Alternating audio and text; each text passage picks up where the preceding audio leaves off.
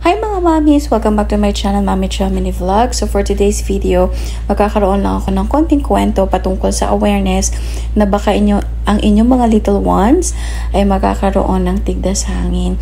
So yung first week niya nagkaroon siya ng ubo at yung ubo na yun ay hindi ko gusto yung tunog. Kaya right away nagkaroon kami or pumunta kami agad sa doktor niya. And sinabi nga ng doktor na yung kanyang plema ay nasa lungs na and kinakailangan niya na mag-take ng medicine na antibiotic. So, after a week niyan, gumaling na si baby, pero nagkaroon naman siya ng sipon.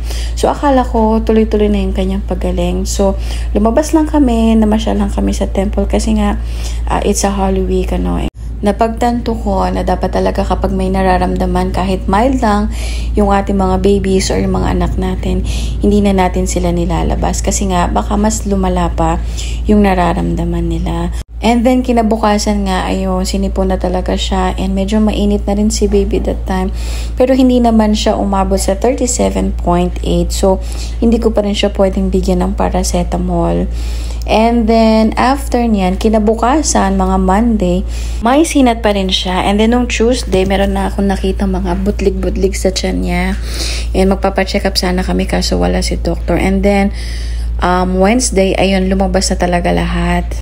Kaya tayo mga mommies, kapag kami napapasin tayo sa babies or mga anak natin na hindi normal, huwag na po tayo magpatumpik-tumpik pa. Pumunta na po tayo sa doktor at ipa-check up po sila. Mas okay na pong maging praning kaysa yung it's too late. Ayan. So, ayan, nakapunta na kami ng doktor kanina and binigyan na kami ng mga gamot na makakatulong kay baby na mawala na yung kanyang tigdas at yung kanyang sipon. So, yun lamang po mga mommies and I hope you learned something. Bye!